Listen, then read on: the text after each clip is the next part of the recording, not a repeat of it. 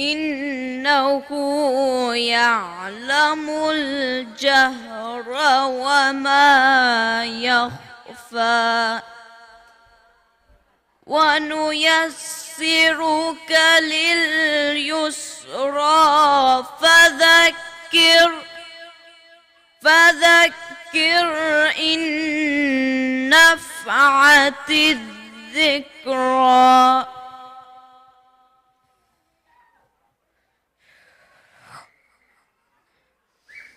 سيذكر من يخشى ويتجنبها الأشقى الذي يصلى النار الكبرى ثم لا يموت فيها ولا يحيا قد أفلح من تزكى وذكر اسم ربه فصلى بل تؤثرون الحياة الدنيا والآخرة خير وأبقى إن هذا لفي الصحف الأولى صحف إبراهيم وموسى صدق الله العلي العظيم. صلوات.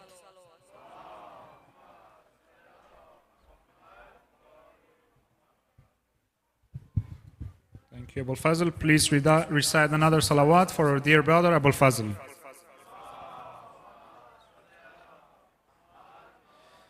Tonight's lecture will be delivered by our dear brother, respected Dr. Shakeel, inshallah.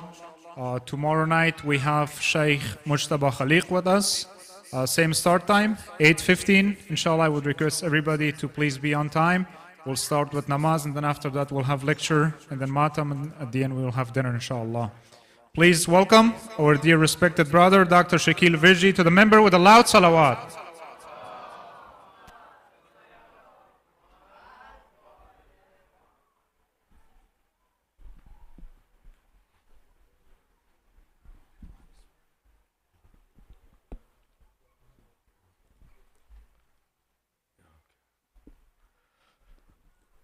صلوا على محمد وآل محمد.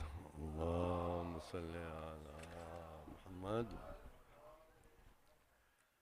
أعوذ بالله من الشيطان اللعين الرجيم. بسم الله الرحمن الرحيم. الحمد لله رب العالمين، والصلاة والسلام على أشرف الأنبياء والمرسلين وخاتم النبيين أبي القاسم محمد. اللهم صل على محمد وآل محمد. والصلاة والسلام على أهل بيته الطيبين الطاهرين المعصومين المظلومين، واللعنة الله على أعدائهم أجمعين. السلام عليك يا أبا عبد الله، وعلى الأرواح التي حلت بفنائك. عليك مني جميعا سلام الله أبدا ما بقيت وبقي الليل والنهار، ولا جعله الله الآخر لحد مني لزيارتكم. السلام على الحسين وعلى علي بن الحسين وعلى أولاد الحسين وعلى أصحاب الحسين جميعا ورحمة الله وبركاته. صلوات.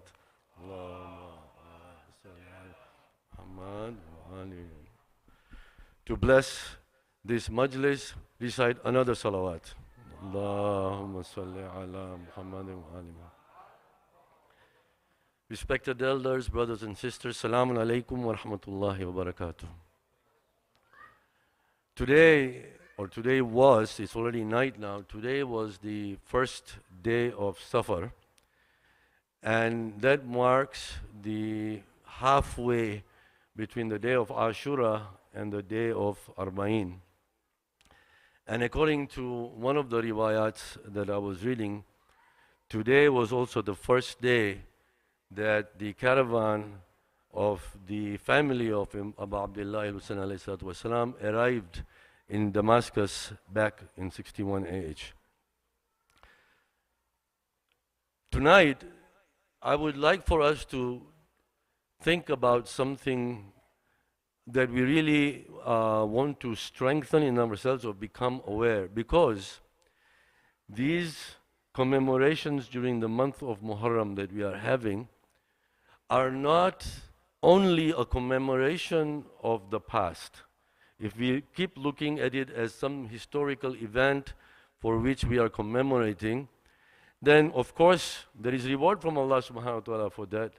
But at the same time, we should also look at it as a means by which we get energized to prepare ourselves for the future. Why? Because we are awaiting the appearance of Imam Sahib al-Asri wal-Zaman, Ajjalallahu ta'ala farajah, Allahumma salli ala Muhammadin wa ali Muhammad. And according to a hadith from Ahl Bayt alayhi salatu wassalam, they say that there will be a time, whether it's going to be in the immediate future or the later future, nobody knows. But to some degree, it has already come to fruition right now, that it will be very difficult for mu'mineen to hold on to their faith. The description that they give is that holding on to the faith is going to be like holding a heated charcoal in the palms of your hands. It's going to be like that. Only those who have very strong faith and very strong yaqeen are going to be able to hold on to their faith, because the circumstances are going to change and it will become very, very difficult. So part of the exercise of the Azadari of Muharram is not only to commemorate for the past, is also to energize ourselves, to prepare us for those days, when they will come. Let us imagine one thing and look at it in a way that normal people would behave, and go to the historical day of Ashura and the night of Sham-e Ghariba. What is going on? We have Sayyida Zainab, Sayyida Kulsum, the family of Imam Hussain alayhi salatu wassalam. They have just witnessed a brutal massacre of their family. Not only were they murdered, they were also humiliated. Horses were trodden over the dead bodies, and all kinds of insults, were meted out to them. Any normal human being at this time, when you are subdued in this kind of a way against perhaps the most powerful person in the Muslim empire at that time and a powerful army, the normal reaction would be one of surrendering. I give up. There's nothing I can do. The strongest people, the Abul Fadls and Ali al-Akbars of my family have been, martyred. What are the ladies going to do? What are the children going to do? So the normal reaction in these kinds of circumstances would be a reaction to surrender, to submit, and to give up. But the second part of the mission of Imam Hussain alayhi salatu wasalam begins from this point on. And we will see, inshallah, how, and what are the kinds of things. And we're going to be highlighting stuff, but we'll see some of the things that will happen. The thing that I want to emphasize in this lecture tonight, inshallah, is that not only were the family of the Prophet, who were subdued in such a way, hold on to their faith in such a way that they were putting up a fight against the tyrant of their time. They didn't give up. And not only the people of the household of the Prophet were doing that, also there were some individuals, who were doing the same as well, and we will come across that inshallah in a couple of minutes. Ashura is over. The women have been captured, okay, and there is a preparation that is being made to transport them from Karbala to Kufa. And they were made to ride on unsaddled camels in a very humiliating kind of a way, as captives, in an insulting kind of a way. And they were transported from Karbala to Kufa. As they were entering Kufa, people who had started to hear, who had gotten the news that Imam Hussein alayhi salatu wasalam had been martyred, were beginning to start to rethink about their position. And as the caravan from Karbala started to enter Kufa, the people, some of them who were also involved in inviting the Imam to Kufa and had promised that they were going to side with him, were now beginning to feel embarrassed. Remember something, my dear brothers and sisters, that only a few years ago, Imam Ali alayhi salam, the father of Sayyidah Zainab, was the caliph who was ruling over Kufa. So the people of Kufa knew who they were. They were recognized who they were. And as they were entering Kufa, and when Sayyidah Zainab and the women of the household of the Prophet noticed that these people were beginning to kind of shy away from them, they started to give sermons. They started to give speeches. Bibi Zainab gives a speech. Kulsum gives a speech. Fatima Kubra gives a speech. And the women of the household of the Prophet start to give this sermon. And, not going into the speeches that they gave, the gist of the speech was telling the people of Kufa, what have you done? And they were actually saying to them that you are the people who invited us, who invited Abu Abdullah over here, and you betrayed him. And they landed curses on them, and they said to them that you have helped to shed the blood of one of the purest person that lives on the surface of the earth. You guys did it. And people started to, shy away. Some people were, looking down in shame and in embarrassment. And the caravan was slowly taken into the Darul Imara, the palace of Ubaydullah ibn Ziyad. So Ubaydullah ibn Ziyad, and I'm going to rush through this, was sitting on his throne, and the women and the children and Imam Sajjad alayhi salatu wasalam, Allahumma salli ala Muhammad wa ali Muhammad, were brought in front of Ubaydullah ibn Ziyad.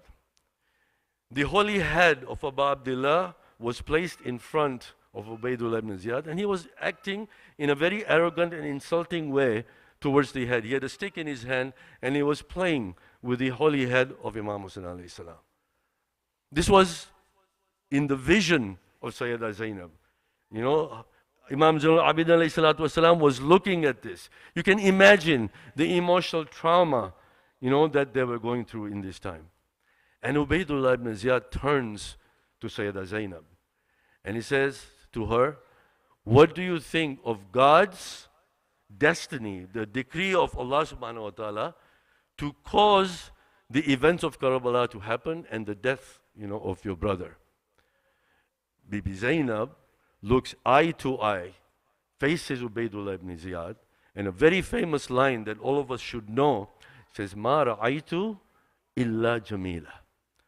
That I saw nothing but beauty.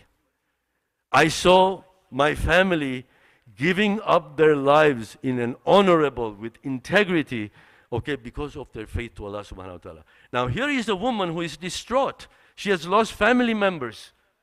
And yet she has this braveness within her to face Ubaydullah ibn Ziyad and start speaking to her. And he then turns to Imam Sajjad alayhi salam, and he says, who is this? And he says, this is Ali ibn al-Hussein. And he says, did the people kill you? And he says, I have a brother whose name is Ali, referring to Ali ibn al-Akbar. He says, whom the people killed.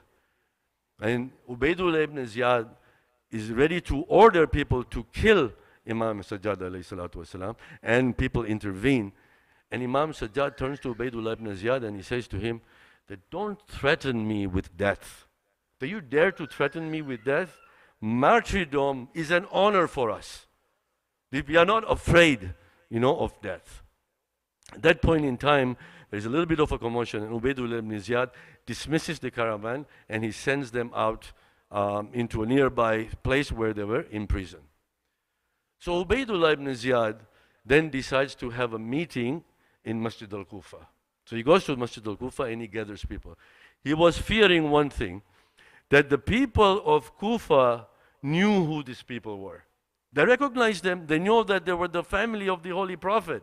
So before any kind of revolution started to occur, he wanted to give a speech and sort of calm things down. So he goes onto the minbar in Masjid al-Kufa when everybody was sitting, and he starts to give a speech. And he says that Amir al-Mu'mineen, he starts praising Yazid ibn Muawiyah, and he says Yazid ibn Muawiyah has been victorious because of the rebellious actions of Imam Hussein alayhi salatu wasalam. And he's also, again, there was the head, and he was acting in an insulting way. There was an old man who was sitting inside. Now, we have separated from the household of the Prophet. We're talking about people. Zayd bin Arqam was one of the people who was a companion of the Holy Prophet from the time of the Holy Prophet. He's sitting there as well. And he turns to Ubaydullah ibn Ziyad, and he says to Ubaydullah that I have seen the Holy Prophet kissing the lips of Imam Hussein alayhi salatu wasalam, and you dare to act in such an insulting way against the grandson of the Prophet? So Ubaydullah ibn Ziyad said, who is this man? And he orders people to basically, he says it's an old man, and he expels him from the mosque. At that point in time, another guy stands up, Abdullah bin Afif. Now, Abdullah bin Afif was a companion of Amirul Mu'mineen, and he accompanied him in the Battle of Jamal, and he had accompanied Amirul Mu'mineen in the Battle of Siffin. And in both these battles, he had lost his eyes. He was blind. So he turns around, and he tells Ubaydullah ibn Ziyad, curses him, and he says, you dare to shed the blood of the grandson of the Prophet? By Allah, I have heard the Prophet speak about him, and I've heard the Prophet profess his love for Imam Hussein alayhi salatu wasalam.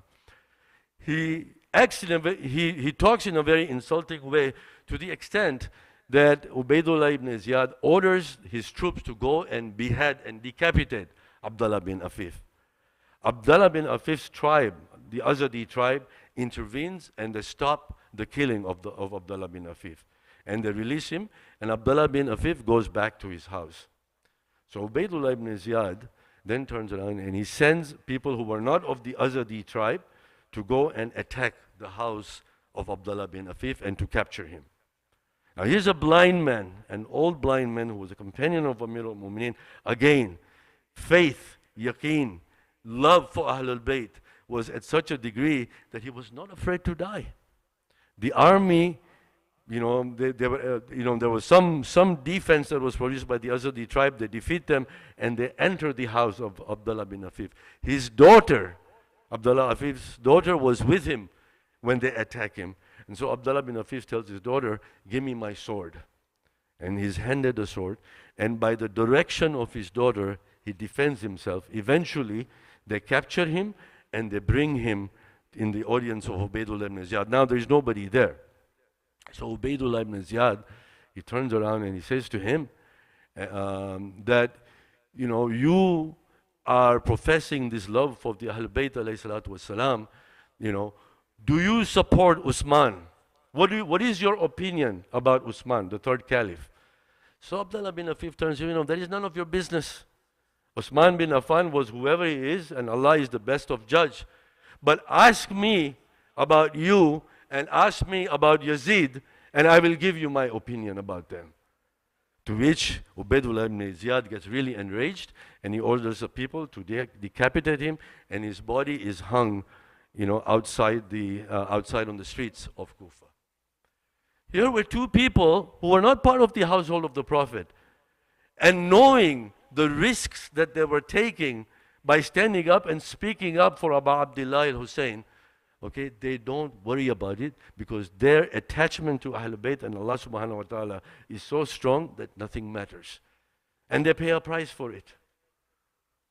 And these are the types of people that you and I need to look at, my dear brothers and sisters, because especially for the young folks over here, that this faith that has come to us has not come to us in a very cheap way. There's a lot of bloodshed that occurred for us to receive the message of Allah and the message of Ahlul Bayt alayhi salatu wasalam. Don't look at it in a cheap way. Take the knowledge and try and energize and build your faith in Allah subhanahu wa ta'ala through the Ahlul Bayt and the teachings of them. Their days in Kufa are over. Ubaydullah ibn Ziyad orders now that the caravan and the heads of the shuhada to be transported now from Kufa towards Damascus. Now, if you look at this journey, one would think that people, on the route between Kufa and Damascus, that because there was a strong army, Ubaydullah ibn Ziyad, sends these heads and the caravan with some troops with them. So they weren't just going by themselves. There were army with them. There were people with them. That people would be afraid on the route from Kufa to Damascus, and they would not react to what was going on. I can't go into the details because there's a lot of things that happen. But I'll tell you one thing, that in this journey between Kufa and Damascus, there were many places where they wanted to stop to rest during the night, and the people of these towns rejected them. They didn't allow them to enter the cities. Some towns, obviously, they were able to enter, and the captives and the heads were put onto display. But there were many places where they couldn't do it. So they didn't go through the shortest route from Kufa to Damascus.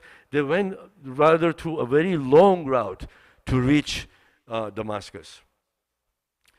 When we talk about faith, we talk about Muslims and we talk about Shias and the people who have the Bayt. There are instances during this journey when people who are not even Muslims recognize the position of the Ahlul Bayt alayhi salatu wasalam. There is a place that today is known as Mashhad al-Nuqta. They say it's in Halab. Historically, the claim is that nobody knows where it is, but there is a place in Halab, there is a shrine in Halab, where there is a stone on which the holy head of Imam Hussein alayhi salatu wasalam was placed. And at the time, back in the day, when this head was placed, a drop of blood from the head of Imam Hussein fell on this stone. And it is said that on the day of Ashura, this stone, even today, turns into a red color. And people go there for ziyarah. And it is today it said that it's in Aleppo. But historically, what I read was that nobody knows where it is, but this Mashhad al-Nuqta, is in Halab. There is a place when they had stopped, and there was a Christian monk running a monastery. It was a church, that was there. And he had seen that when the head of Imam Hussein alayhi salatu wasalam, the holy head, when it was arriving, there was a light that was emanating from the holy head. So he approached, the people who were accompanying the head, the army of Ubaydullah ibn Ziyad, and he approached them and he gives them 10,000 drachmas. That's what the riwayat says, the 10,000 of whatever currency that they were using. I believe was Roman currency, they were using at the time. And he says, I would like to keep this head for one night with me. They gave it to him. They were all greedy people. They needed the money. So again, they give the holy head to this monk who takes it inside the church and, is pretty much alone with the head of Imam Hussein. And the riwayat say that this priest, this monk, was hugging the head of Imam Hussein throughout the night. He was holding on to the head of Imam Hussein throughout the night. And he was talking to us and he was praying to Allah subhanahu wa ta'ala, I wish that this head would speak to me. And there is a conversation that occurs between this monk and the head of Imam Hussein alayhi salatu wasalam. And the monk says to the Imam that, is there, any hope for me? I have come to recognize that there is something very special about you. So Imam Hussein alayhi salam says to him that of course there is, accept the deen of Muhammad and your salvation is guaranteed. And it is said that this monk cited the kalama, recited the the kalama, during that night. Riwayat says that when the head of Imam Hussein was delivered back to those people and they were back on this journey, those 10,000 drachmas or whatever they were, didn't remain as a currency anymore. They turned back into stone. So the caravan continues, and like today, the 20th day of Safar, they arrive in Damascus. One of the ladies from the Ahlul Bayt, riwayat says it was Kulthum, asks Shimr. He says to Shimr that, when we enter into Damascus, take us to the eastern gate where there's not that many people there, so we don't want to be, have all this crowd that is there. And Shimr, la'natullahi alayhi, obviously refused. And he took them through Babu Sa'ah, which is a famous door that's even there today if you go to Damascus, which was the main entrance into the city of Damascus. The caravan was asked to halt and stay there, they say, for about 3 days while they were decorating the palace of Yazid in acceptance, to receive, these who they called the prisoners. Now here, we need to pause a little bit, and I want to talk a little bit about Damascus. Since the time of Muawiyah, when he became the governor, the Islam of the people of Syria was the Islam of Muawiyah. They were cursing Imam Ali during the khutbah of Jummah.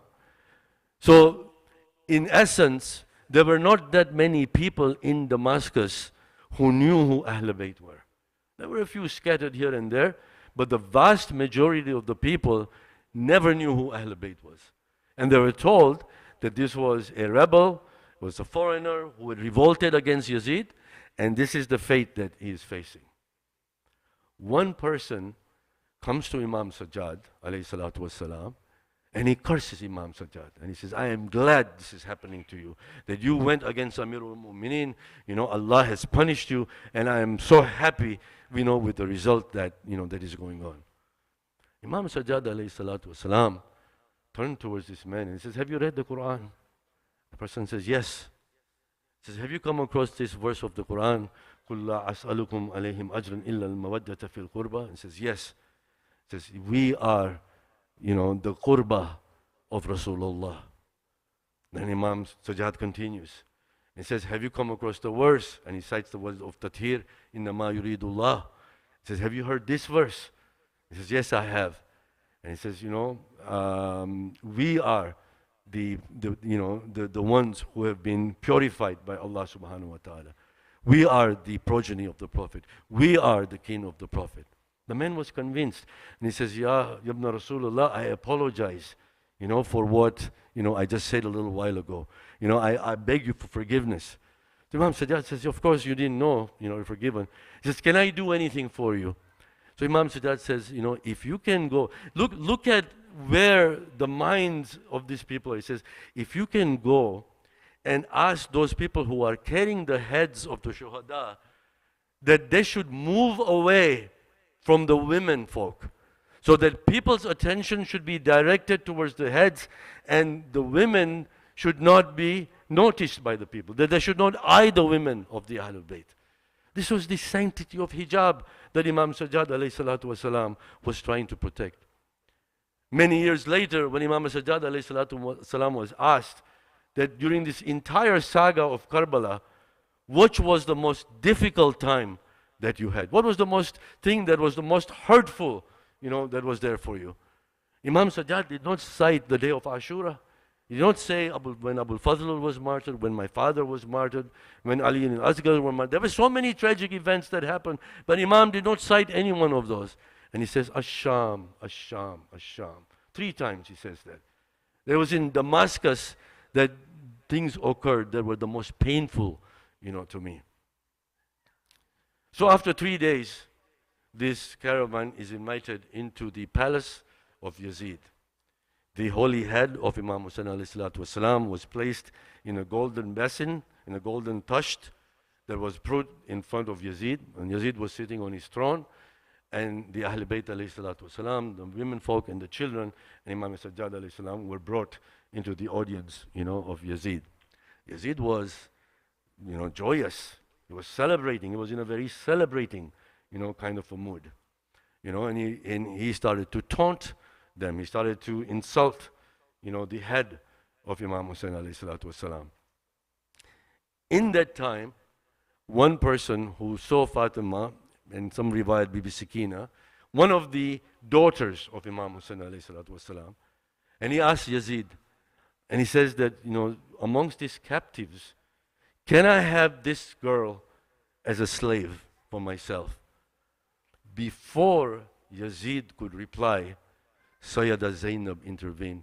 Says, neither Yazid nor anybody has the power to take one of us as a slave. Now, again, you are sitting in front of the emperor, chained, captive, insulted, humiliated, after this long journey. People's will can break by this time. But not Sayyida Zainab. Not Sayyida Zainab. And she doesn't ask him politely, oh Yazid, please, please, please. No. There is no way you can do it. You or anybody else cannot take the daughter of Imam Hussein alayhi salatu wasalam as a slave.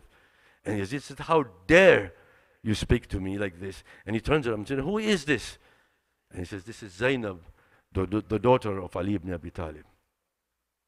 At this time, Sayyida Zainab gives a speech. It's a famous khutbah that she delivers in the Darbar-e-Sham, in the palace of Sham. It's a long khutbah, and obviously I can't get into it.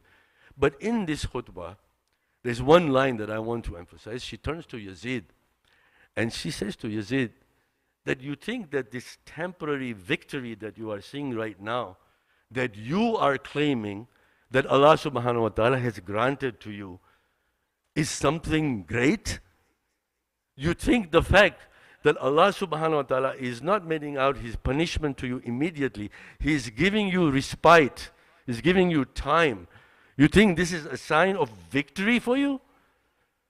She quotes a verse of the Quran, I don't know the Arabic, but the gist of the verse, it says that Allah subhanahu wa ta'ala only gives respite to certain people, not because He is giving some people to give them a chance to repent, no.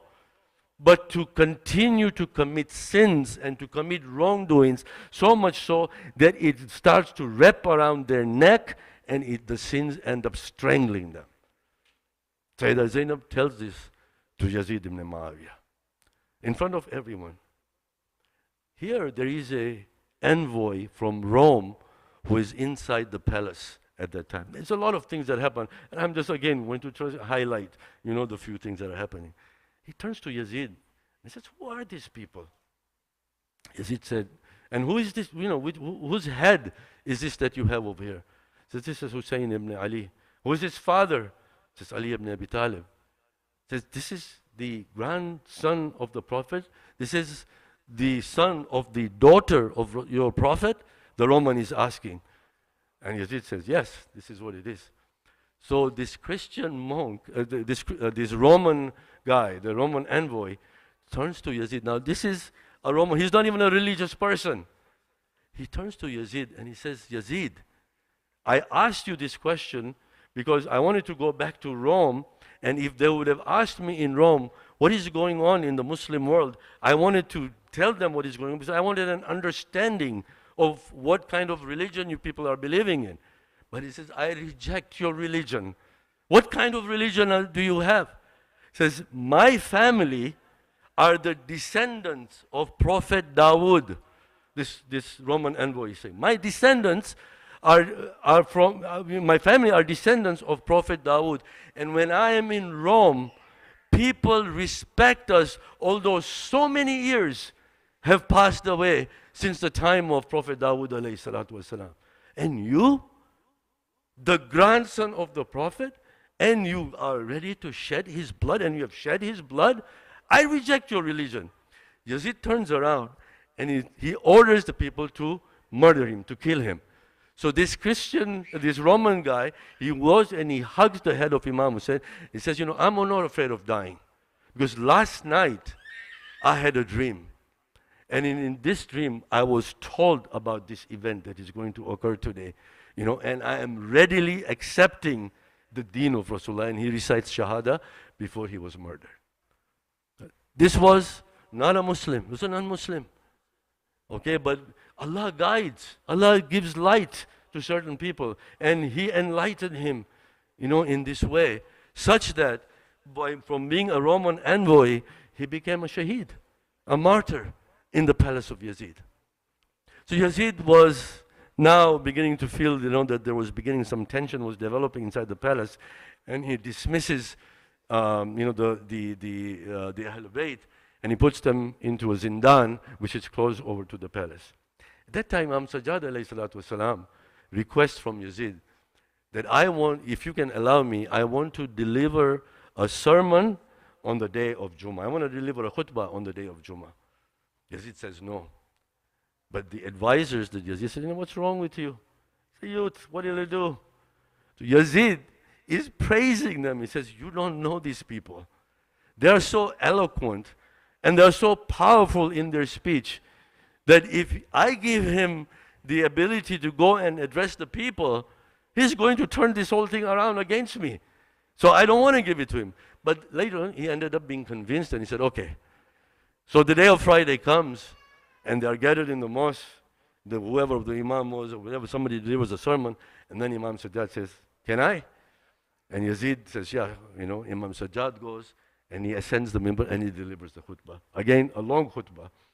But in this khutbah, Imam Sajjad says that I am the son of Zamzam. I am the son of Mina and Makkah.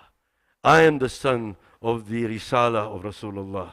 And he starts delivering the speech, and he basically is telling the people who are in the court of the palace, in the mosque there, okay, of who he was and who these captives were. Incredible speech. So much so that there was some wailing and weeping that was being heard inside the courtroom of Yazid. Yazid asked the muazzin to give the azan. So the muazzin starts to interrupt the azan, and Imam had to stop his speech, but he said to him that wait. He waits while the muazzin is reciting, and when the muazzin came to Ashhadu anna Muhammadar Rasulullah, he turns to Yazid. Allahumma salli ala Muhammadin wa ali Muhammad. He turns to Yazid and he tells Yazid, this Muhammad, is he your great-grandfather or is he mine? If you claim that he is from your family, then you are a liar. But if what is true is he is my grandfather, and if he is my grandfather, you have just soiled your hands with the blood of the grandson of the Prophet in front of the people. That's what he says. And things start to shake up. Now there is a Jewish guy who is inside this audience, and he turns to Yazid and he says, this is the grandson of the Prophet. We are not talking about a huge distance here. And he says to him that if even the asa of Musa, or even a piece of cloth of Musa alayhi salatu wasalam existed in this world today, short of worship, we would revere and we would kiss these clothes. And you just shed the blood of the grandson of the Prophet? This is a Jewish man who is now turning to Yazid, and he's basically criticizing Yazid for what he had done. Yazid is beginning to start feeling the tension. So he dismisses the crowd, and he orders that the head of Imam Hussein, the holy head of Imam Hussein, to be hung outside the palace. And when this happens, the wife of Yazid, by the name of Hind. Now, let me explain. I don't want to get in too much into history, but Hind knew Imam Hussein alayhi salatu wasalam from back in Medina. She had fallen ill, and her father had brought her to Rasulullah for shifa. And Rasulullah sends her to Imam Hussein alayhi salam and says, ask him to pray for you. And she is taken to Imam Hussein alayhi salam prays, and she's cured from whatever ailment that he had gone to all kinds of specialists, and finally, by the dua and the miracle of Imam Hussein alayhi wasallam, she's cured. So she knew them, and when she saw the head of Imam Hussein alayhi wasallam, she takes off her veil and she walks into the into the audience of Yazid, who is in a meeting at that point in time. What Yazid does, he immediately takes her veil and covers her head back and says, why are you doing this? And he says, you are hanging the head of the grandson of Rasulullah. I cannot take it. And the women folk of the family of Rasulullah are without their hijab, and you expect me to keep the veil on? Yazid then turns around and he tells Hind that curse Ubaydullah ibn Ziyad for what he had done. Now, Yazid is beginning to take the blame off of himself, and he's passing the blame on Ubaydullah ibn Ziyad. The first sign, of not regret, but of not wanting to be blamed for what he had done to Imam Hussain alayhi salatu wasalam. Now, in summary, my dear brothers and sisters, what we find that when Imam Hussain alayhi salatu, remember when we talked about when he was departing from Medina, and the people came and asked him, why are you taking these women and the children with you? And Imam Hussain alayhi salam, Allah has decreed that the women and the children go with me. And now we see in hindsight that the reason why these women folk were there was to take on the second part of the mission of Imam Hussain alayhi salatu wasalam. In roughly 3 years from this point in time, a huge revolution occurs in the Muslim world.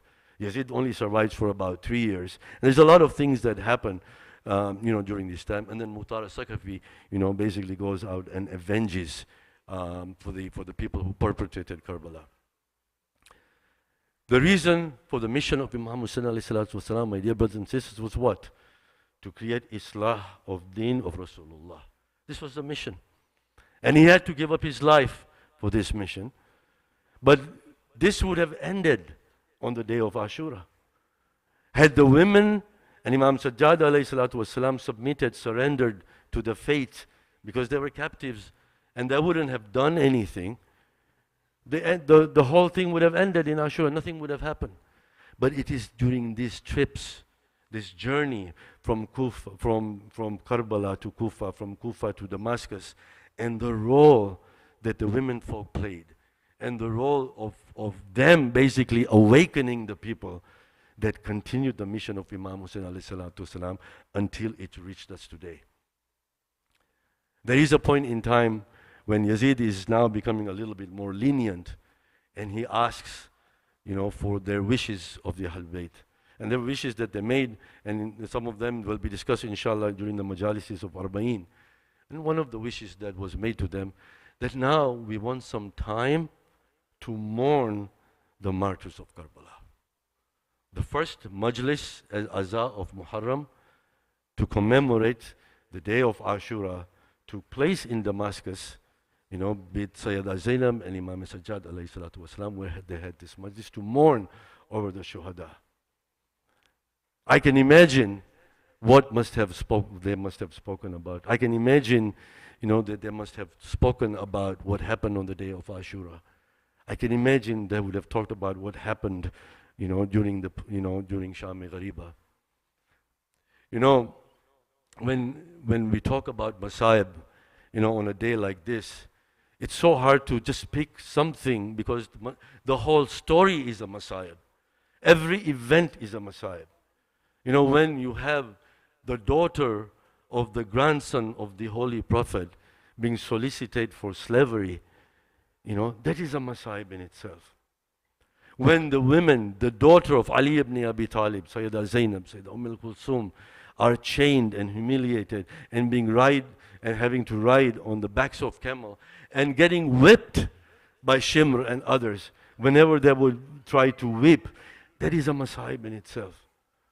But the Masaib never stopped them from continuing to fight for the mission of Abu Abdullah al-Hussein. I take you back to the night of Sham-e Ghariba, because that was when the trauma and the wounds of having lost the family, the men of Ahlul Bayt alayhi salatu wasalam, was perhaps the strongest. It was only a couple of hours ago. There is a narration that says that when a blow was struck on Abu Abdullah al-Hussein while he was on his horse, And this blow that Imam Hussein alayhi salam faced, that brought him down from the horse, and he fell from the horse. The people went, the La'in, they went and they started to throw stones. Some were shooting arrows at him while he was on the ground.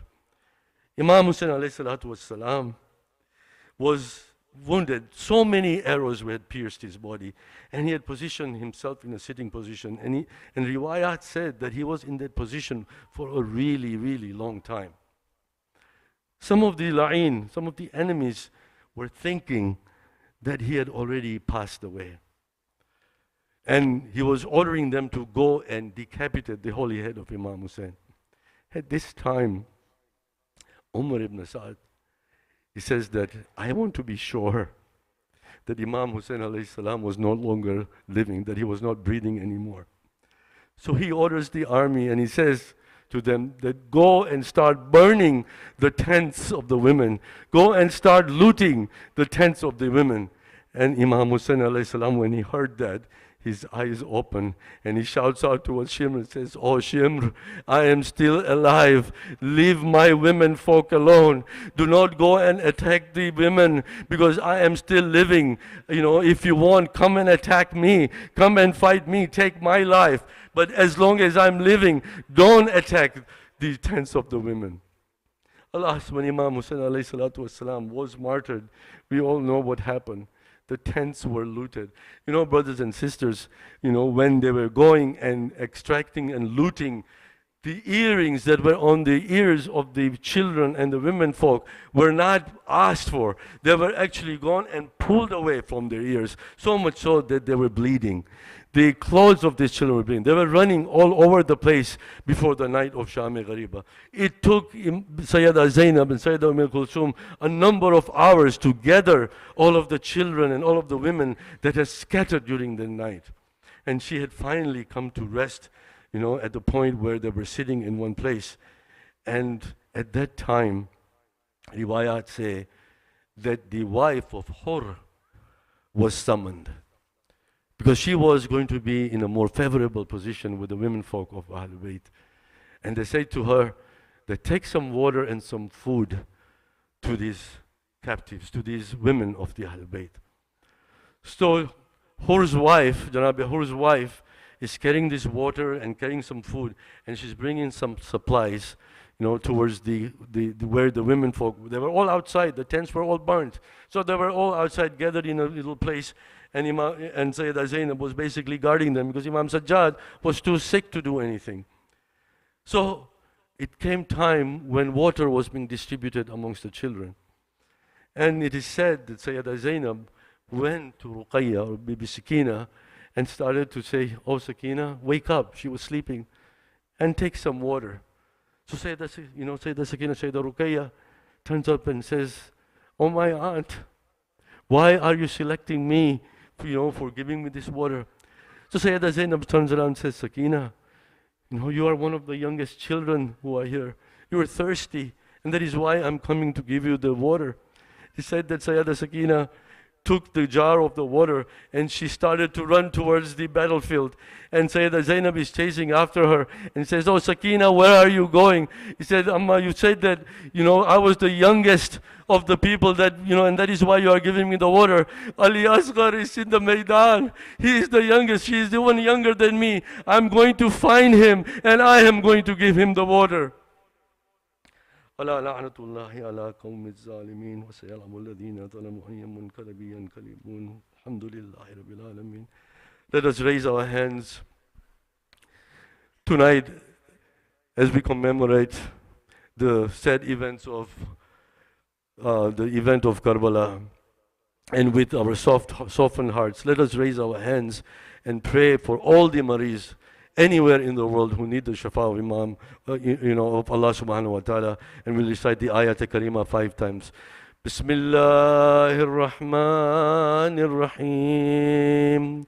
Amma yujibul mustarra iza da'a wa yakshifu as-su.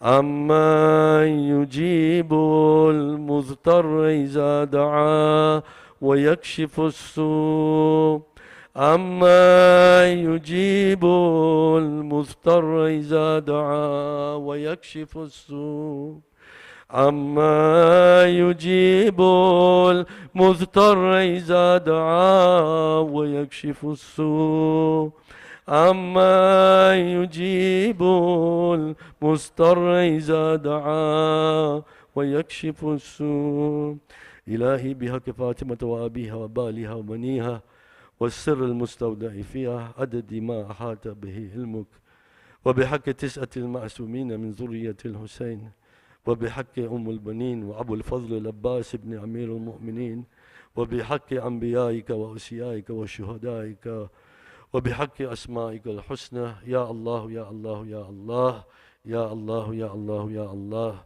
يا الله يا الله يا الله يا Allah. Ya Allah, we ask you in this night that you hasten the reappearance of the awaited Savior and give us the tawfiq to be amongst his companions and his helpers. Ya Allah, in this night we ask you and beseech you that whoever has any hajat that is, of things that are troubling them, Ya Allah, we ask you to make to accept their du'as and fulfill whatever hajat, that they have. Ya Allah, we beseech you and we ask you to keep our iman strong, such so that whenever we are faced with very difficult situations, we don't give up on our iman and hold steadfast and continue our services to you and Ahl Bayt alayhi salatu wassalam. Al-Fatiha ma'as salawat. Allahumma